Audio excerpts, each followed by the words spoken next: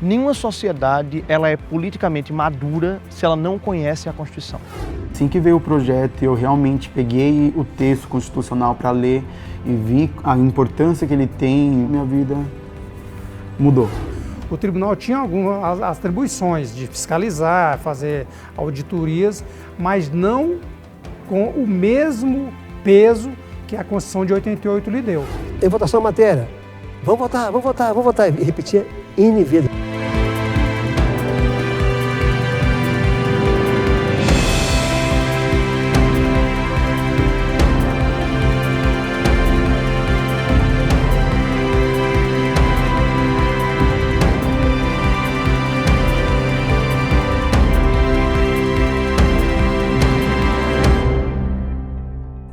Em 2018, a Constituição brasileira completa 30 anos. Ela nasceu no momento de transformação política do país com o fim do regime militar. E foi aqui, neste plenário, que aconteceram as sessões da Assembleia Nacional Constituinte. E foi desta cadeira que o deputado Ulisses Guimarães promulgou a nova Constituição. O Eu Fiscalizo está no ar. E falando ao Brasil, declaro promulgada o documento da liberdade, da dignidade, da democracia, da justiça social do Brasil. 5 de outubro de 1988, às 15 horas e 38 minutos, é promulgada a nova Constituição do Brasil por Ulisses Guimarães, presidente da Assembleia Nacional Constituinte. Declaro manter, defender, cumprir a Constituição, observar as leis, promover o bem geral do povo brasileiro, sustentar a união, a integridade e a independência do Brasil.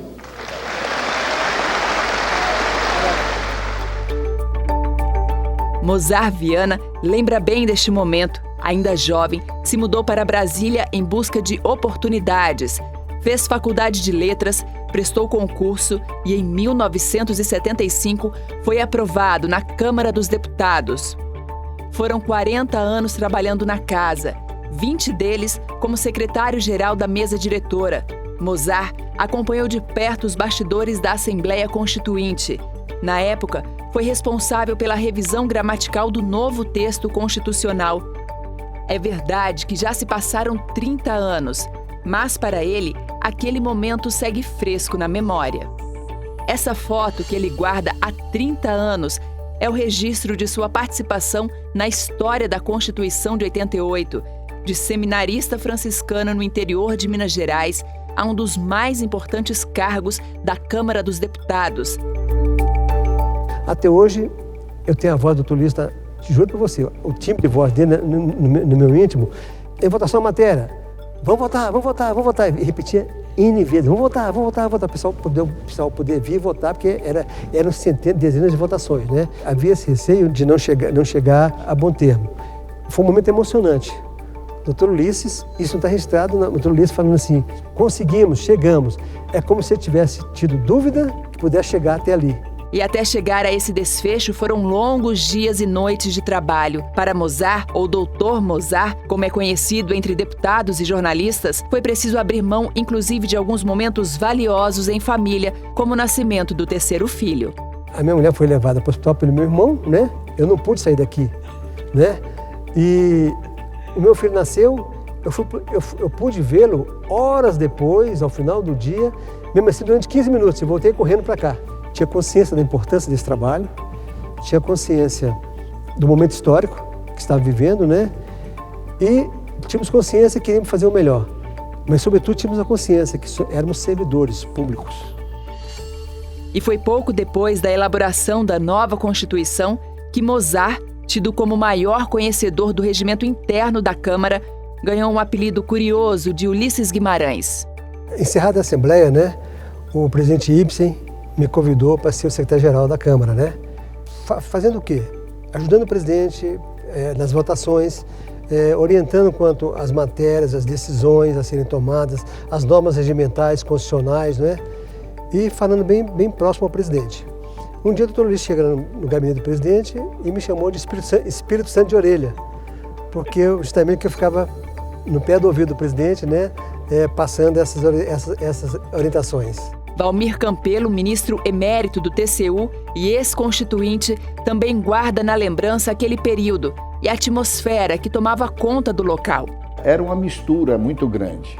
Era muito mais de tensão, de preocupação com a situação, com a pressão que nós sofríamos de várias entidades sociais, entidades de classe, né? Mas também tinha os momentos de descontração, tinha os momentos de alegria. Paulo Afonso era muito rigoroso, né? E ele guardava uma série de pastas em cima da mesa e nós chegávamos e olha, Mozarildo, Benito, você já buscou a tua pasta lá, aquela que que o Paulo está distribuindo?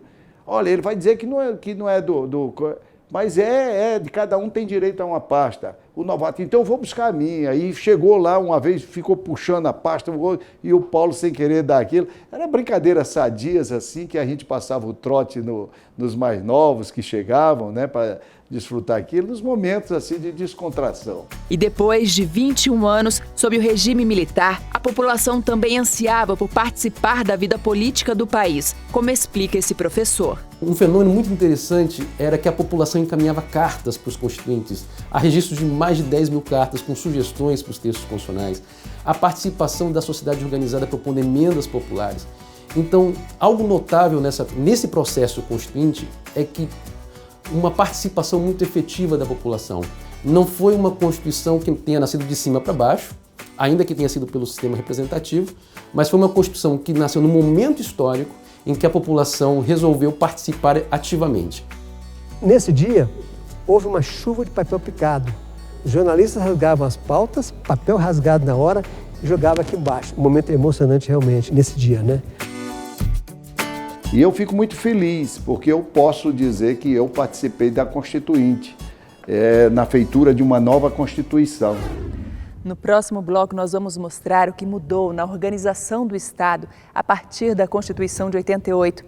Por exemplo, você sabia que o ingresso no serviço público por meio de concurso é uma dessas mudanças? O Eu Fiscalizo volta já.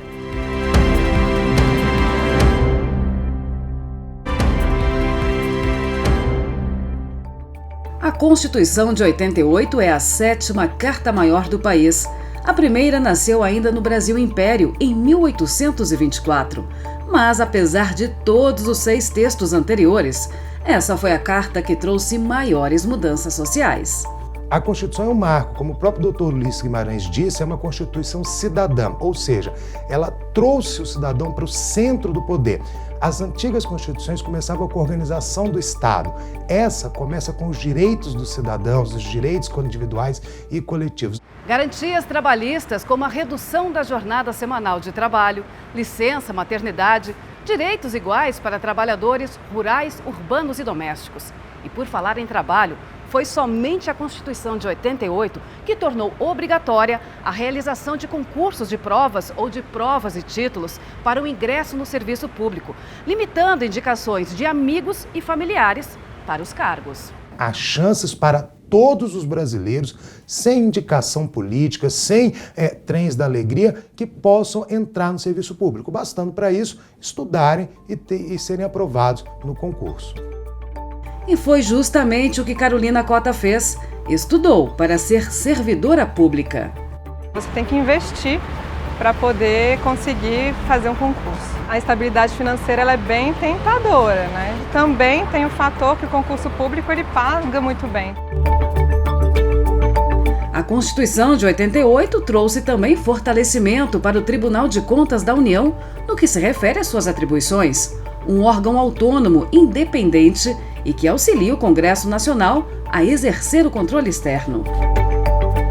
Se você pegar a Constituição anterior, que era de 69, o tribunal tinha algumas atribuições de fiscalizar, fazer auditorias, mas não com o mesmo peso que a Constituição de 88 lhe deu. Naquela época, o ministro Luciano já era ministro aqui do tribunal. E ele, aqui, apresentou uma proposta do tribunal aos constituintes para desenhar o que seria o Tribunal de Contas da União na Constituição de 88.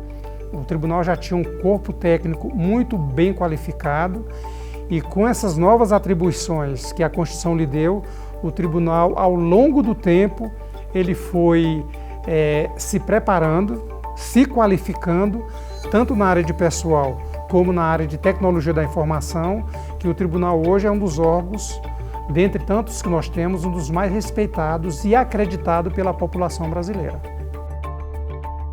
O ministro do TCU tem uma história direta com a Constituição de 88. Ele acompanhou de perto a Assembleia Constituinte.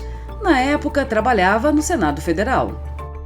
Eu participei como servidor dos trabalhos constituintes, assim, com muito afinco, com muita dedicação e, inclusive, até hoje eu tenho o meu crachá de ingresso no plenário da Constituinte. Eu guardo ele até hoje. Um outro ponto de mudança apresentado na Constituição de 88 foi a relação entre a União e os Estados-membros.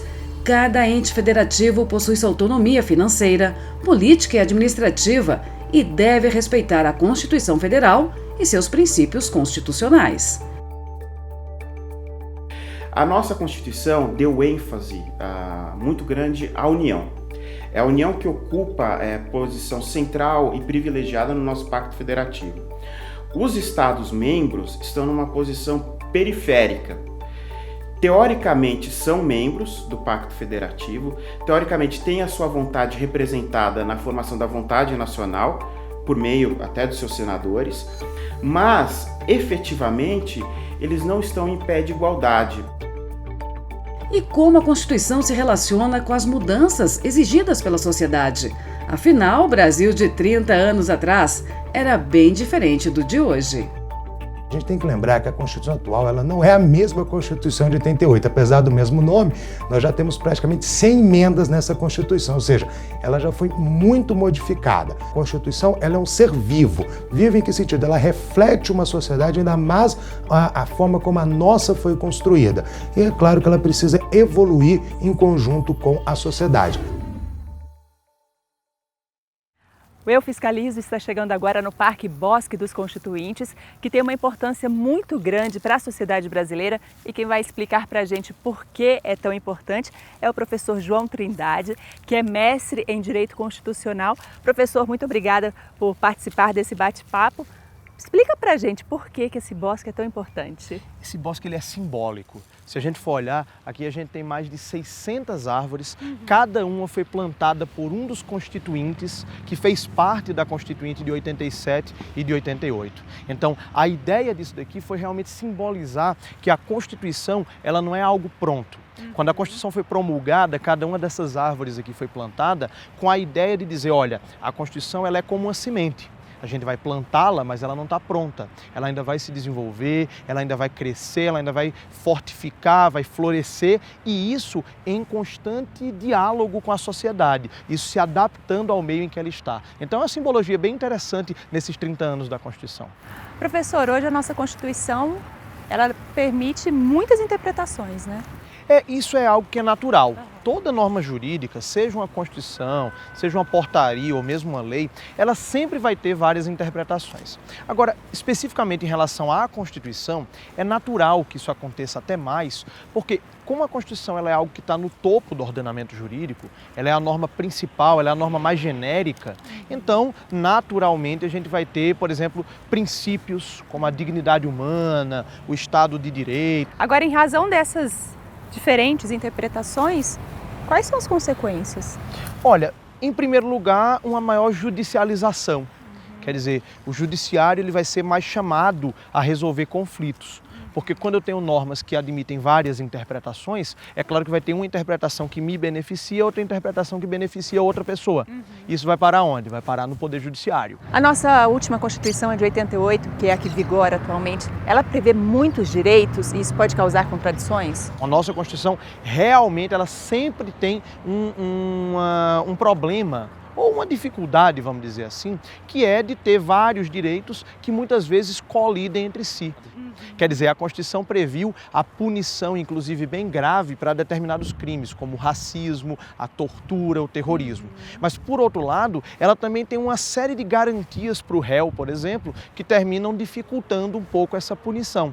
Então, são conflitos que existem dentro da própria Constituição. Isso faz parte de uma sociedade plural, de uma sociedade multiétnica, de uma sociedade complexa como a sociedade brasileira. Então, não dá para a gente querer que numa sociedade complexa e plural como a sociedade brasileira, nós tivéssemos uma Constituição também homogênea. A Constituição é heterogênea, a Constituição é, às vezes, até contraditória, porque o brasileiro é contraditório, porque a sociedade brasileira é contraditória, é desigual, muitas vezes tem conflitos insolúveis também. Então isso não é necessariamente um problema? Não, isso não é necessariamente um problema. A gente dá para dizer que isso é uma característica. Orgânico. É orgânico, orgânico, é inevitável e nenhuma Constituição brasileira que durou muito tempo conseguiu fugir disso. Porque nenhuma Constituição vai conseguir fugir da sociedade em que ela está. E a gente pode dizer que a Constituição hoje, ela é exatamente como foi imaginada há 30 anos? Não, definitivamente não é. Em vários aspectos, o Brasil hoje realizou uma parte do projeto que o Constituinte desejava. Por exemplo? É o caso da saúde e da educação, que ainda estão muito longe do que qualquer brasileiro deseja, mas já estão anos-luz à frente do que o Brasil era na década de 80. A dinâmica da política atual, ela tem raízes na nossa Constituição? Sem dúvida alguma. Todo o sistema político atual, ele nasceu na Constituinte ou ele se consolidou na própria Constituinte. Você pode ver, os grandes partidos políticos de hoje são partidos que atuaram fortemente na Constituinte ou que até surgiram durante a Constituinte. É claro que a gente teve várias mudanças de lá para cá, mas foram mudanças mais pontuais. Em geral, a estrutura mesmo do sistema político partidário de 88 para cá ainda é basicamente a mesma. E foi ela que engendrou todo esse sistema político que a gente tem hoje. Com relação ao papel do TCU, houve uma mudança com a nova Constituição? Houve. A Constituição ela não só deu mais garantias de independência e de autonomia para o TCU, mas principalmente ela deu mais atribuições, ela deu um papel mais ativo para o TCU. Ela trouxe para o Tribunal de Contas da União um poder de julgar contas maior do que havia. Ela trouxe, por exemplo, o poder do TCU de expedir medidas cautelares, de fiscalizar contratos administrativos, fazer auditorias de uma forma que não houve em nenhuma outra Constituição com essa tenacidade, com esse poder. Então, realmente, para algumas instituições, a Constituição é um divisor de águas. Para o Poder Legislativo, com as comissões parlamentares de inquérito, para o Ministério Público, que ganhou autonomia, e, sem dúvida alguma, também para o TCU, que passou a ter um protagonismo muito maior do que teve em qualquer outra Constituição brasileira. Você sente que a sociedade ela precisa conhecer melhor a Constituição? Nenhuma sociedade ela é politicamente madura se ela não conhece a Constituição. O próprio cidadão ele tem que se conscientizar de que aquele é o estatuto da vida dele. É ali que estão os direitos e deveres dele para com outras pessoas e para com o poder público. Qual que é a sua análise da população brasileira? O nosso amadurecimento político não vai acontecer enquanto o cidadão não entender, por exemplo, como é que é eleito um deputado, como é que é eleito um senador. Por que a gente no Brasil se preocupa tanto com a eleição de presidente e esquece a eleição de deputado, de senador? Porque a gente não sabe o papel de um deputado, a gente não sabe o papel de um senador. Então, é uma das travas para o desenvolvimento político nacional o conhecimento da Constituição. Professor, a sociedade ela é dinâmica, né? Ela está em constante mudança. Isso se reflete como na Constituição? As emendas garantem, por exemplo, que essas mudanças sejam legitimadas? Essa é uma contradição interessante que faz parte de toda a Constituição. Ela tem que garantir uma permanência, quer dizer que haja valores que permaneçam ao longo do tempo, mas ela também tem que se adaptar a mudanças da sociedade. E existem basicamente dois jeitos de se alterar a Constituição para que ela vá flutuando e se adaptando melhor à sociedade. Um jeito são as emendas constitucionais, por meio das quais você mexe no próprio texto da Constituição Federal. Mas também existe um fenômeno interessante que é a chamada mutação. quando uma mudança da sociedade se reflete numa mudança de leitura ou de interpretação da própria Constituição. Eu gostaria de agradecer, professor João Trindade, por participar desse bate-papo. Muito obrigada. Eu que agradeço. A gente vai para um rápido intervalo e no próximo bloco nós voltamos com uma reportagem que vai mostrar alunos de escolas públicas de São Paulo que debatem a Constituição em sala de aula. Até já!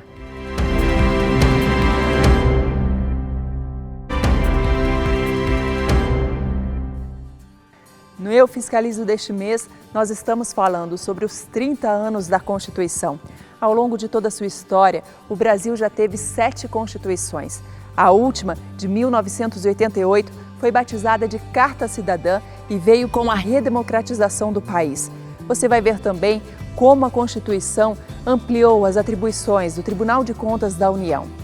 E como nós estamos falando sobre transformações, o que será que os jovens pensam sobre isso?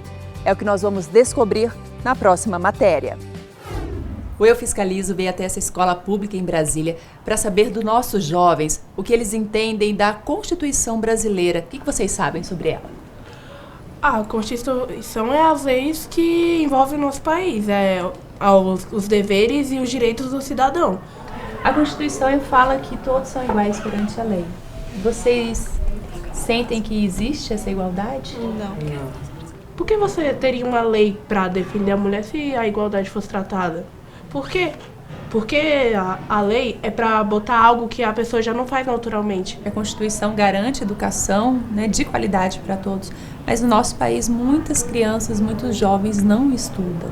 E aí? Se você parar para pensar, pessoas que moram no interior ou em regiões menos acessíveis do país, que muitas vezes até as crianças querem estudar, só que não tem como, que moram longe. A maioria dos pais, eles não incentivam o filho porque tem vezes que eles não estão presentes, ou até mesmo porque o pai ele não teve essa experiência de estar no estudo, porque ele teve que começar a trabalhar, outros mesmo teve que abandonar a escola.